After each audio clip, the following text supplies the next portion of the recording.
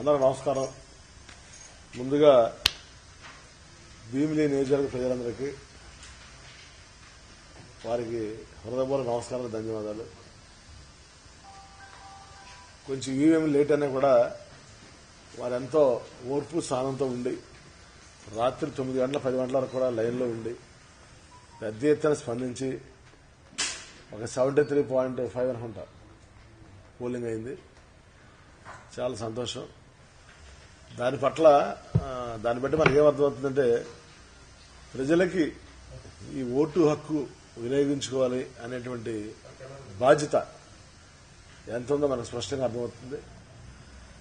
తర్వాత రాష్ట్ర ప్రభుత్వం కొన్ని చోట్ల ఇవాళ రాష్ట్ర ప్రభుత్వం చేసే తప్పులు కేంద్ర ప్రభుత్వం విమర్శిస్తుంది. ఎలక్షన్ కమిషన్ వాళ్ళకి టెంట్ లైటింగ్ అప్పనిచ్చి టెంట్ లైటింగ్ కానీ వాటర్ ప్యాకెట్స్ ఇవ్వడం కానీ మహిళలకు కానీ వృద్ధులకు కానీ అసిస్టెంట్స్ ప్రొవైడ్ చేయడం కానీ, తర్వాత కొన్ని పోలింగ్ బూతుల్లో వాటర్లు ఎక్కువ ఉన్నారండి.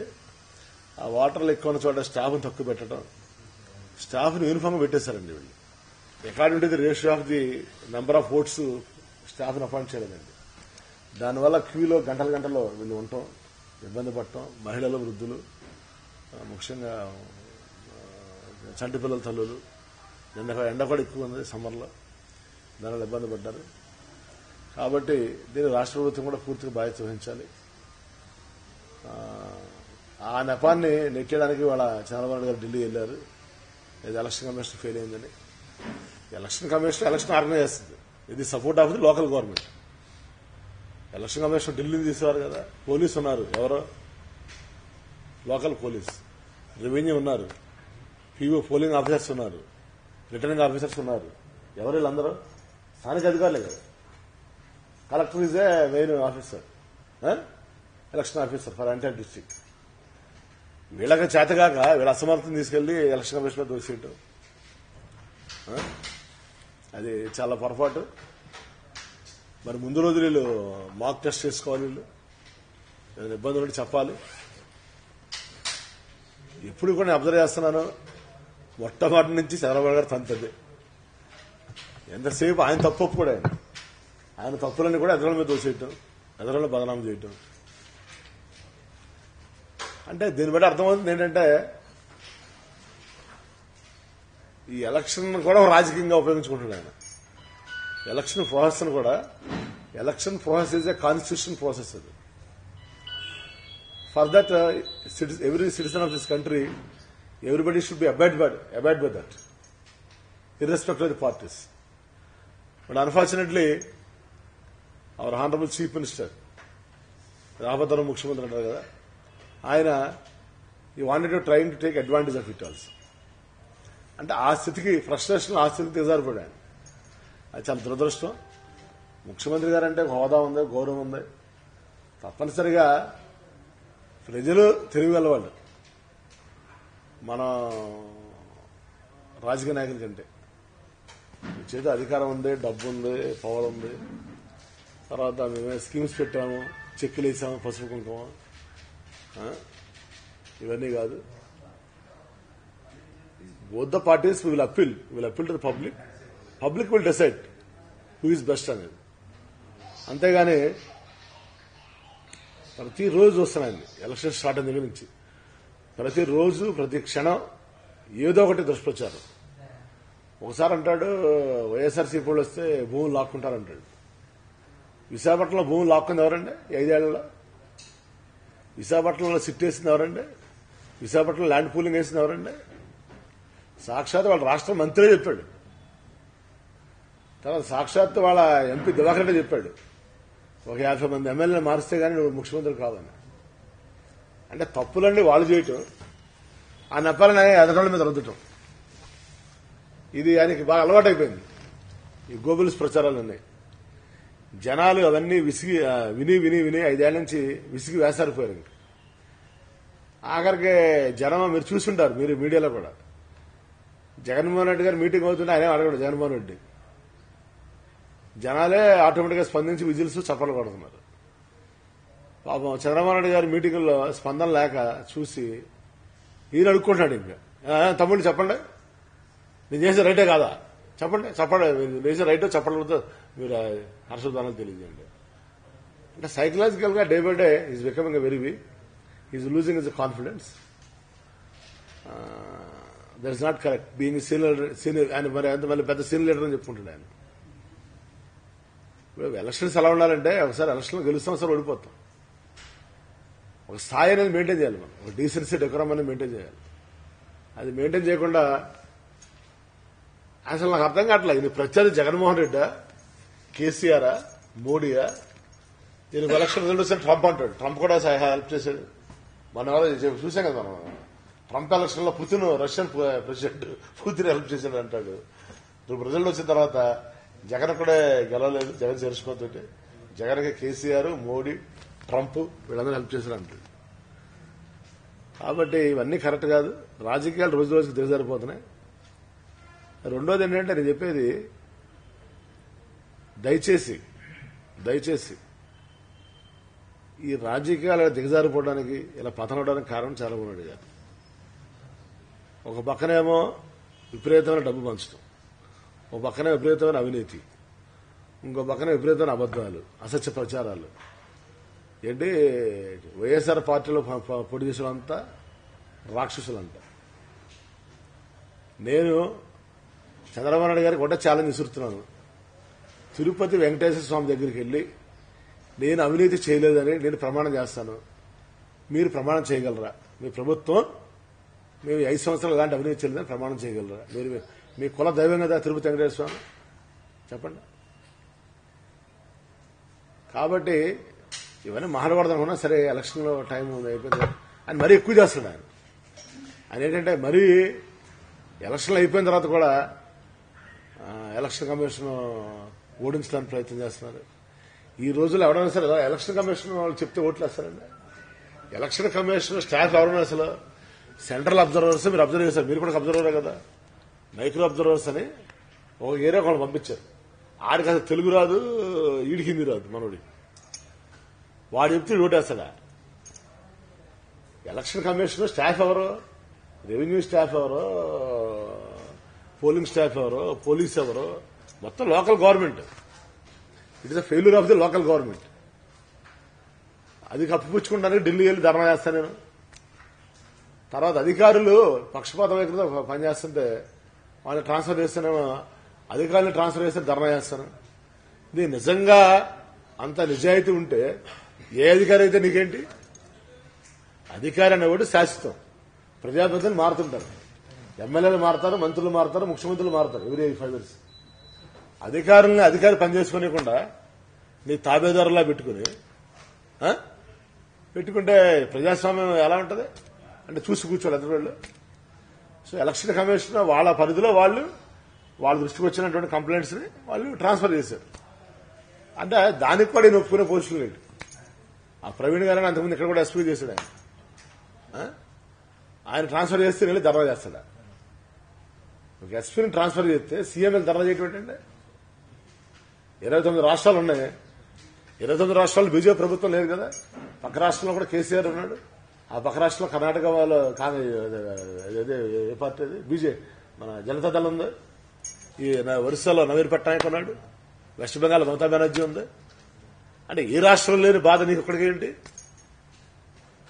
అంటే ఏంటి అసలు మనిషి ఏంటంటే day by day is losing his balance of mind by virtue of his age, by virtue of his tension, by virtue of his losing election.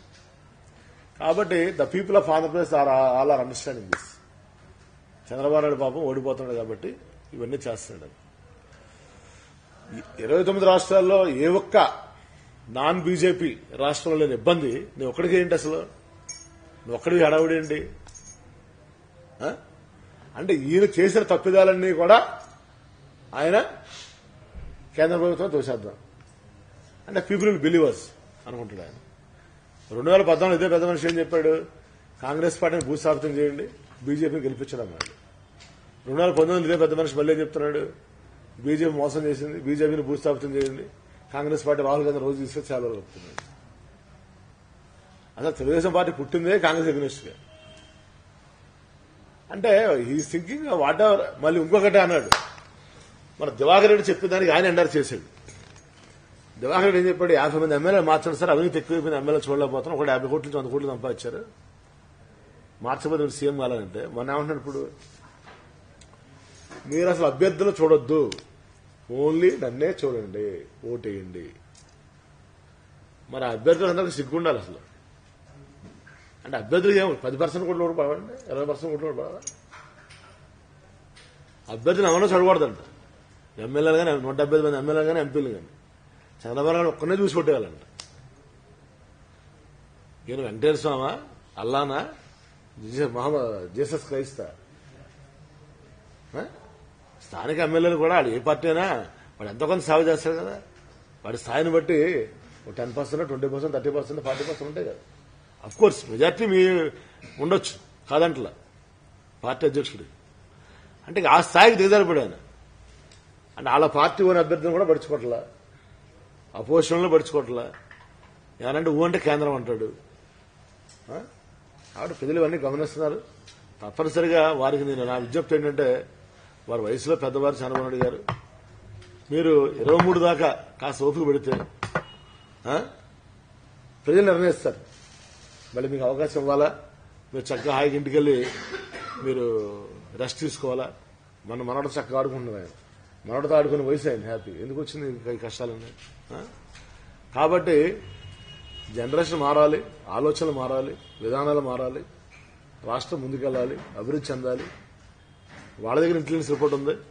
125 సీట్లతోటి YS Jaganmohan Reddy గారు ముఖ్యమంత్రి కాబోతున్నారు, ప్రభుత్వాన్ని ఏర్పాటు చేయబోతున్నాం. విశాఖ జిల్లాలో కూడా అత్యధిక సీట్లు గెలవబోతున్నాం. తప్పనిసరిగా నా విజ్ఞప్తి ఏంటంటే, ఈ ప్రెస్ మీట్ ఉద్దేశం, ఆయన చంద్రబాబు నాయుడు గారి యొక్క హుందాతనాన్ని ఆయన 3 సార్లు ముఖ్యమంత్రి చేశారు. దయచేసి కోల్పోవద్దని నా విజ్ఞప్తి. ప్రతిదానికి కూడా ఈసీ, కేంద్రం, జగన్, కేసీఆర్, మోడీ. కేసీఆర్ ఇక్కడ సంబంధం ఏంటి? కేసీఆర్ వచ్చాడా, ఓట్లు అడిగాడా? నువ్వు కేసీఆర్తో పొత్తు పెట్టుకుని వెళ్ళింది నువ్వు. హరికృష్ణ గారి డెడ్ బాడీ పక్కనే ఉంటే అంటే నువ్వు పొత్తు పెట్టుకుంటేనేమో సంవత్సరం, మిగిలిన అసలు మాట్లాడితేనేమో దాన్ని ఇంకొక రకంగా తీసుకుంటారు. అది అయిపోయింది. కాంగ్రెస్ వాళ్ళతో పొత్తు పెట్టుకునేవారు, తెలంగాణకి వెళ్ళింది ఎవరు, ఎలక్షన్లో క్యాంపెయిన్ చేసింది ఎవరు? ఈయన వైఎస్ జగన్ ఏమన్నా తెలంగాణకి వెళ్ళాడా, అభ్యర్థులు నిలబెట్టాడా, క్యాంపెయిన్ చేశాడా? ఇప్పుడు కేసీఆర్ కొట్టేమని చెప్పాడా, బీజేపీ కొట్టేమన్నాడా, కాంగ్రెస్ కొట్టేమన్నాడా? అంటే ఇదేంటంటే ఆయన చెప్పిన అబద్దాలే పదే చెప్పడం జనాలు ఇంకా అదే అనేది అనుకుంటున్నారు. జగన్మోహన్ రెడ్డి ఏనాడైనా తెలంగాణ ఎలక్షన్లో ఇంటర్ఫీర్ అయ్యాడా, ఎవరిదైనా పొత్తు పెట్టుకున్నాడా, బీజేపీ కొట్టేమని చెప్పాడా, కేసీఆర్ కొట్టేమని చెప్పాడా? ఏనాడు జరగలేదు అది. అలాగే వాళ్ళు బీజేపీ పార్టీ కానీ కేసీఆర్ కానీ ఏనాడైనా జగన్మోహన్ రెడ్డి కొట్టేమని చెప్పారా? వాళ్ళ అభ్యర్థులను దీనికి పంపించారా? నువ్వు కాంగ్రెస్ పార్టీ అభ్యర్థులు నువ్వు తీసుకున్నావు. వాట్ల సూర్యప్రకాష్ రెడ్డిని తీసుకున్నావు, పనబాగ లక్ష్మణ్ తీసుకున్నావు, కిషోర్ చంద్రదేవిని తీసుకున్నావు. ఓ పక్కన అలయన్స్ అంటావు, ఢిల్లీ వెళ్తా రాహుల్ గాంధీ సెలవులు కలుపుతావు. వాళ్ళ బలమైన అభ్యర్థి ఎవరన్నా వాళ్ళని తీసుకొస్తే నీ పార్టీలో చేర్చుకుంటాను. జగన్మోహన్ ఇప్పుడు చేయగలగా? ఎవరైనా చేరితే మాలాంటి వాళ్ళు ఆ పదవి రాజీనామా చేశారండి జగన్ అని చెప్తున్నాను. అది అయిపోయింది. ఈ స్కీమ్స్ గురించి వస్తే పెన్షన్ 1000 రూపాయలు అంట. పెన్షన్ జగన్మోహన్ రెడ్డి గారు నవరత్నాలు 1 ఇయర్ బ్యాకే ప్రకటించేది. ఆయన 2000 రూపాయల పెన్షన్ అంటే నువ్వు 2000 రూపాయల పెన్షన్ అంట. అది అయిపోయింది. మేము అనగా మనం చూసాం ఎలక్షన్ ముందు ఆయన 3000 రూపాయల పెన్షన్ అంట జగన్మోహన్ రెడ్డి, ఈయన 3000 రూపాయల పెన్షన్ అంటున్నాడు. ఏంటి కాపీయింగ్ అంటే అసలు నాకు అర్థం కాదు. మరి దేశంలో సీనియర్ నాయకుడు అని చెప్పుకున్నాడు నువ్వు. ఆయన మరి తప్పనిసరిగా జగన్మోహన్ రెడ్డి గారే మంత్రి చేయలే, ముఖ్యమంత్రి చేయలే, ఆయనకు ఎంపీ చేసాడు, ఎమ్మెల్యే చేసాడు. ఆయన మేనిఫెస్టో పెట్టుకుంటూ ఆ మేనిఫెస్టో నువ్వు కాపీ కొట్టుకుంటు ఇదేనా మీ సీనియారిటీ? అంటే ఏం చేస్తారు? మీ యంత్రాంగం ఏం చేస్తున్నారు? మీ అనుచర గణం ఏం చేస్తున్నారు? వచ్చి రోజు డబ్బాలు కొట్టడం తప్పనిచ్చే. సో కాబట్టి తప్పనిసరిగా ఒకసారి ఆత్మవిమర్శ చేసుకోవాలి. ఇవన్నీ ఎందుకంటే రాజకీయాల్లో మనం ట్రావెల్ చేసేటప్పుడు ప్రజలు నిర్ణయిస్తారు ఏ పార్టీకి వేయాలి, ఏ పార్టీకి వేయకూడదు అనేది. తప్పనిసరిగా ప్రజలు న్యాయ నిర్ణేతలు, విజ్ఞేతలు. ఈ రోజున మీ మీడియా పుణ్యం అని వాళ్ళకి అన్ని విషయాలు తెలుస్తున్నాయి. వాళ్ళకి ఇన్ఫర్మేషన్ తెలియపడం లేదు. కాబట్టి మనమేదో చెప్పేస్తాం, మనమేదో ఇది చేసేస్తే ప్రజలు చేసేస్తాం అనుకుంటాం. అమాయకత్వం. డ్వాక్రా మహిళలకు కూడా వాళ్ళకి పావలా వడ్డీ ఎగ్గొట్టి ఆ డబ్బులను పసుపు కుంకుమ వేసి ఇవ్వటం చాలా అడుగుతున్నాం. డైరెక్ట్ లేడీస్ చెప్తున్నారు. తన నిరుద్యోగులుతున్న 5 సంవత్సరాలు మర్చిపోయా మన గుర్తొచ్చింది. ఇలా ఎన్నో 600 ప్రామిసులు చేసి ఎలక్షన్ గెలవడానికి మరి వీటిని అమలు చేయకుండా అవన్నీ కాదండి. మన జిల్లా స్థానిక సమస్యలు తీసుకుందాం. తుమ్మపాల షుగర్ ఫ్యాక్టరీ 30 కోట్లు ఇవ్వడానికి మాకు 300 సార్లు జరగాల్సి వచ్చింది ఆయనతో. చిట్టివాల జూట్ మిల్ ఉంది, 50 కోట్లు బ్యాంక్ గ్యారెంటీ ఇస్తే ఆయన 5,000 మంది కార్మికులకు ఉపాధి వచ్చేది. ఆయన పరిశ్రమలు తీసుకొచ్చారు, ఉద్యోగాలు తీసుకొచ్చారని చెప్తున్నాడు. ఆయన ఈ spend 400 crores for his luxuries travelling. ఏది చార్టర్ ఫ్లైట్. 29 రాష్ట్రాలు ఉన్నాయండి. మీరు చెప్పండి, మీరు కూడా నెట్లో గూగుల్కి కొట్టండి. 29 రాష్ట్రాల్లో ఏ ముఖ్యమంత్రి అయినా 4 కోట్లు ఖర్చు పెట్టాడండి చార్టర్ ఫ్లైట్కి. ఓ అంటే చైనా అంటాడు, ఆ అంటే సింగపూర్ అంటాడు, ఈ అంటే జపాన్ అంటాడు. ఏది ఎక్కడ ఉంది? నేనేమంటానంటే okay, you may have very చాలా హైప్, మంచి you may have big goals, big targets, nothing is wrong with it. But practical implementation కూడా చూడాలి కదంటాను నేను. ఏ కుర్రోడనే కానీ వాడు 10th క్లాస్ అయినా ఇంటర్ చదువుతాడు, ఇంటర్ అయినా డిగ్రీ అయినా పీజీ చదువుతాడు. నేను ఒక్కసారి పీజీ చేస్తానంటే is it possible practical? So కాబట్టి ఆయన తెలుగులో ఒక సామెత ఉంది, నేల విడిచి స్వామి అంటాం. దాన్ని చేయటం, దానితో పాటు మనల్ని కూడా అలా తీసుకెళ్ళాలనుకుంటాం, భ్రమల్లో బతకటం, మనల్ని కూడా భ్రమల్లో ఉంచాలనుకుంటాం. That's not correct. మరి పక్కనే నవీన్ పట్నాయక్ గారు ఉన్నాడు, సీనియర్ పొలిటీషియన్. ఆయన మమతా బెనర్జీ ఉంది. ఇప్పుడు ఆయన తిరుగుతున్నారు పొద్దులేసి అందరితోటి. వాళ్ళందరూ కూడా ఎక్కడ కూడా ఈ నేల విడిచి స్వామ్యం చేయట్లేదు వాళ్ళు. కేరళ కమ్యూనిస్టులు ఉన్నారు. సో కాబట్టి development is required, welfare is required, industries are required, but in a phased manner. So unfortunate గా ఈయన యొక్క విధానాలు ఎలా ఉన్నాయంటే, poor will become a more poor, rich will become more rich. That's not correct. ఆయన ఎంతసేపు విశాఖపట్నంలో దిగటం, ఎయిర్పోర్ట్లో హోటల్కి వెళ్ళటం, హోటల్ మీటింగ్ పెట్టడం, ఫారినర్స్ తీసి 4 ఫోటోలు దిగటం. ఇదే విశాఖపట్నం ఆర్కే బీచ్. ఒక పక్కన సముద్రం, ఒక పక్కన కొండలు, ఒక పక్కన హోటల్. విశాఖపట్నం అంటే ఆయన పంచగ్రామాల భూ సమస్య తెలుస్తుంది. 5 సంవత్సరాల్లో పరిష్కారం చేయలేదు. తూతూ మొత్తం కింద లాస్ట్ లో జీవో ఇచ్చారు. దానివల్ల ఎంతమంది? 10,000 మంది డైరెక్ట్ గా, 1,00,000 మంది ఇండైరెక్ట్ గా పోతున్నారు. అలాగే జూట్ మిల్ సమస్యలు ఉన్నాయి, ఇతర షుగర్ ఫ్యాక్టరీ సమస్యలు ఉన్నాయి. నువ్వు వీటి మీద ఫోకస్ చేయకుండా, అంటే ప్రజలు నీకు ఓట్లేసిన ప్రజలు వీటి మీద బతున్నారు వాయి చూడకుండా,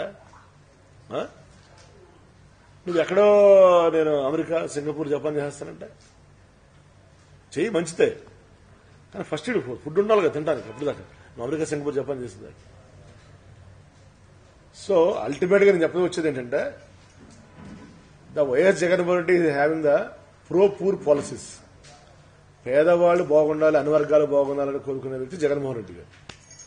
కొద్ది మంది మాత్రమే, కొన్ని వర్గాలు మాత్రమే బాగుండాలని కోరుకునే వ్యక్తి చంద్రబాబు నాయుడు గారు. That is only basic difference between Chandrababu Naidu and Jaganmohan Reddy. నేను ఇద్దరం చూశాను కాబట్టి విత్ మై లిటిల్ ఎక్స్పీరియన్స్ అంటే. కాబట్టి ఈ రాష్ట్రంలో పేదవాళ్ళు చాలా మంది ఉన్నారు. ముందు ఆ పేదవాళ్ళని ఉద్ధరించే కార్యక్రమం జరగాలంటే జగన్ గారు సీఎం కావాల్సిన అవసరం ఉంది. ఆయన అవుతున్నాడు. తర్వాత అప్పుడు మనం మిడిల్ క్లాస్, డబ్బు వాళ్ళ గురించి ఆలోచించవచ్చు. కాబట్టి తప్పనిసరిగా అత్యధిక పార్లమెంట్ సీట్లు గెలుస్తాం, అత్యధిక ఎమ్మెల్యే సీట్లు గెలుస్తామని మీ అందరికీ విజ్ఞప్తి చేస్తూ, మీరందరూ ఇక్కడికి వచ్చినందుకు మీ అందరికీ హృదయపూర్వక నమస్కారం, ధన్యవాదాలు తెలియజేస్తాం. Okay, thank you. చెప్పండి.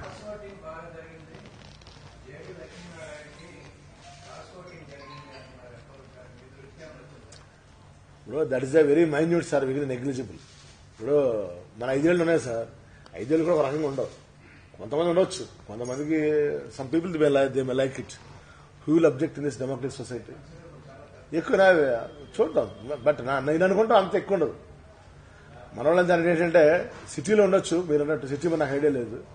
మన రూరల్లో అయితే విలేజ్ లో అంత అన్ఎడ్యుకేటెడ్ మాసెస్ ఉంటారు, వాళ్ళకి అంత నాలెడ్జ్ ఉండదు. వాళ్ళు జనరల్ గా ఒక పార్టీ సింబల్ మీద పోతారు అంతే. సిటీలో ఎవరైనా మీలాంటి మేఘాలు వేస్తే ఇవ్వచ్చు, తప్పలేదు దాన్ని. ఇంకా చంద్రబాబు మీదే మాట్లాడుతున్నారు, గౌరవ మాట్లాడారు. జిల్లా నాయకులు ఏముంది వాళ్ళు పాపం చెప్పాడు, చంద్రబాబు నాయుడు చెప్పాడు కదా, మీరు మా నాయకులు చూడొద్దు, నన్ను చూస్తే ఒకటేనే చెప్తాడు. ఆయన మహారాజు మరి కాదు, వీళ్ళంతా దమ్మి తెలిసినా కానీ ఈవీఎంలన్నీ బాగున్నాయని చెప్పి ఎలక్షన్ ఈసీ పనితీరు బాగుందని మీ నాయకుడు ఎలా చెప్తాడు? మీ కళ్ళ ముందు ఇంతమంది ఇబ్బందులు పడ్డారు కదా, బాగుందని చెప్పడం కాదు. స్థానికంగా ఉన్నవాళ్ళు విఫలమైన చెప్పడం వేరును, మొత్తంగా బాగుందని జగన్మోహన్ రెడ్డి ఎట్లా చెప్పారు? మీ కళ్ళ ముందు చూసారు. ఎన్ని వందల మంది లక్షల మంది ఇబ్బంది ఒక విషయం చెప్పరా, ఇప్పుడు కెమెరా తెచ్చా, టీవీ అని కెమెరా, ఈటీవీ కెమెరా జాఫర్ పంపిస్తాడు. ఆ కెమెరా పనిచేస్తే చూసుకోవాల్సింది ఎవరో ఆ కెమెరామెన్ చూసుకోవాలి. ఇప్పుడు ఆ కెమెరామెన్ పని చేయకపోతే కెమెరామెన్ తప్ప, జాఫర్ తప్ప? జాఫర్ గట్టిగా చెప్పి పంపిస్తాడు సార్, చూసుకొని పంపిస్తాడు. ఈ కెమెరా అయితే సరిగ్గా ఆపరేట్ చేయకపోతే జాఫర్ తిడతాను, రవిప్రకాష్ తిడతానంట. కాదండి, ఎవరైనా సరే ఎలక్షన్ కమిషన్, ఇప్పుడు మీరున్నారు, మీ టైమ్స్ ఆఫ్ ఇండియా పేపర్ చక్కగా నిజాయితీ నిబద్ధతగా పనిచేయాలని కోరుకుంటారు, కానీ ఫెయిల్ అవ్వాలని కోరుకోరు కదా. వాళ్ళు కోరుకున్నప్పుడు కింద స్థాయి సిబ్బంది, ఇది కుట్ర అనమాట. కేంద్ర ప్రభుత్వాన్ని బదనాం చేసే కుట్ర. కేంద్ర ప్రభుత్వాన్ని సహకరించకుండా అధికారులు ఫస్ట్ డే చెక్ చేసుకోవాలి కదా. మీకు తెలుసు, తమకు తెలుసో తెలీదో, ఫస్ట్ డే ఈవీఎంలు ఫస్ట్ డే వచ్చేసిన ఈవీఎంలు చెక్ పనిచేస్తాం లేదా ఫస్ట్ డే చెక్ చేసుకోవాలండి. వాటిల్లో ఏమైనా పనిచేయని ఏమైనా రిపేర్లు ఉన్నా ఆ రోజు రీప్లేస్ చేసుకోవాలండి. పొద్దున్న మార్నింగ్ 6:30కి మాక్ పోలింగ్ చేసుకోవాలండి, 7 వరకు. 7 o'clock ఒరిజినల్ పోలింగ్ స్టార్ట్ చేయాలండి. ఆ పనులను చేయాల్సిన ఎవరండి? స్థానిక అధికారులండి. స్థానిక అధికారులు ఇలా అడిగారండి, సార్ మాకు ఓట్లు చాలా ఎక్కువైన బూత్లో మనుషులు చాలా తక్కువ మంది ఇచ్చారండి, మేము మధ్యాహ్నం భోజనం కూడా చేయలేదు సార్.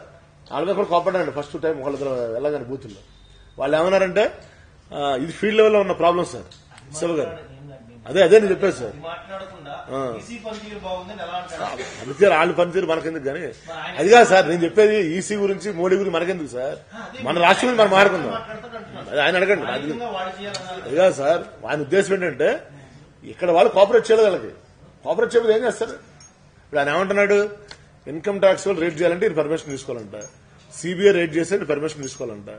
ఇప్పుడు నిన్న ఎవడో వెళ్తాడు రోడ్డు మీద, నేను ఎవడో కత్తితో పొడుస్తాడు, నేను పొడిచిన అరెస్ట్ చేయాలంటే ఇది పర్మిషన్ తీసుకోవాలంట.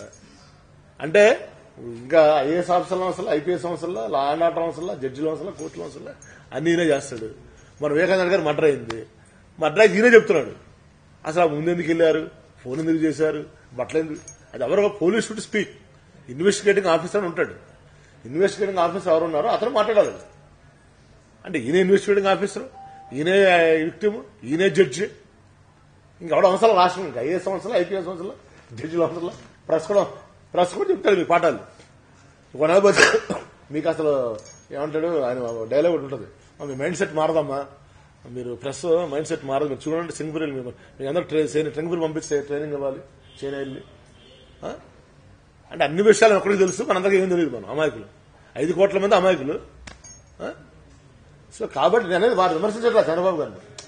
వారిని ఏమంటున్నానంటే వారి యొక్క విధానాల వల్ల వారంటే వ్యక్తిగతంగా నాకు ద్వేషం లేదు, అగౌరవం లేదు. I respect him being senior politician, ఆర్డర్లు చేస్తారు. కానీ ఆయన విధానాలు వల్ల రాష్ట్రం నష్టపోతుంది, రాష్ట్ర ప్రజలు నష్టపోతున్నారు. ఆయన ప్రత్యేక హోదా అన్నాడు, ప్యాకేజ్ అన్నాడు, 5 ఏళ్లు టర్మ్ అయిపోయింది, ఇంతమంది ఎమ్మెల్యే గెలిపించారు ప్రజలు, హోదా సాధించారు, ప్యాకేజ్ సాధించారు. మేము 5 ఎంపీలు వైఎస్ఆర్సీపీ రాజీనామా చేస్తామన్నారు, మేము కూడా రాజీనామా చేస్తామని చెప్పారు. రోజున నా మాట ఆలకించలేదు. పార్లమెంట్ లో పోరాడాలన్నాడు, ఉన్నాం పోరాడు, రోజు పేపర్లో టీవీలో మీరు వేసారు ఫోటోలు, అవిశ్వాస స్వరం పెట్టమని పెట్టాం, ఫలితం వచ్చింది చెప్తున్నాను. అది చెప్పేది మన రాష్ట్రం శివ గారు 15,000 తప్పు ఉండదంటాం విడిపోయినప్పుడు. ఈ రోజు మన రాష్ట్రమే అందరి మీద ఉందండి, శివ గారి మీద 75,000 అప్పు ఉందండి. అది మన రాష్ట్రం సాధించిన 15 ఏళ్ళు. కాబట్టి మీలాంటి మేధావులందరూ కూడా ఈ విషయాలను ప్రజలు చెప్పాలని నా విజ్ఞప్తి. ఎందుకంటే ఒక మేధావి మౌనము దేశానికి ప్రమాదం. జనాలు చాలా మంది అనుకుంటారు పల్లెటూళ్ళలో జగన్ వస్తే మాకేంటి, ముఖ్యమంత్రి చంద్రబాబు వస్తే మాకేంటి అనుకుంటారు. ఈయన వస్తే ఇలా అవుద్ది అని చెప్పాల్సిన బాధ్యత మీ మీద మా మీద ఉంది కాబట్టి ఈ ప్రెస్ మీట్. అంతే ఎవరు విమర్శించడానికి ఎవరు వచ్చినా కాదు. దీంట్లో తప్పులని చెప్పండి, సరిదిద్దుకుంటాం. ఓకేనా? Thank you very much. అందరికీ శ్రీరామ శుభాకాంక్షలు. ఆ శ్రీరామచంద్రులు దయ వల్ల రాష్ట్రం సుభిక్షంగా ఉండాలి.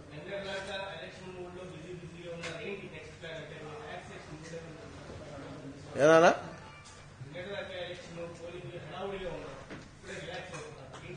రిలాక్స్ ఏం లేదు నాన్న. మా నాయకులకి కార్యకర్తలు చెప్పాను, టాస్క్ ఇచ్చాను. మన ఎలక్షన్ రిజల్ట్ వచ్చేలోపు ప్రతి విలేజ్ లో సమస్యలు ఏమన్నా పరిష్కారం చూపించాను, అది కూడా రాసుకున్నాను. సమస్యలు ఏమన్నా లిస్ట్ అవుట్ చేయమని యాక్షన్ ప్లాన్. వచ్చిన తర్వాత మనం ఎలాంటి ఆడంబరాలు జరుపుకోకూడదు, ఎలాంటి ఊరేగింపులు జరుపుకోకూడదు, డబ్బులు వేస్ట్ చేయకూడదు. ఆ డబ్బులు తీసుకుని వెళ్లి మన సేవా కార్యక్రమాలు చేయాలి. భీములు ఉందనుకోండి, ఎస్వైఎస్ ఉంది, లేకపోతే మన పద్మనాభం ఆంధ్రపురం ఉందనుకోండి, ఒక దళిత కాలనీ చూసుకోండి, సమస్యలు ఏమన్నాయో. వాటర్ లేకపోతే ఆ వాటర్ ఇద్దాం డబ్బులతోటి, రోడ్లు లేకపోతే రోడ్డు వేద్దాం.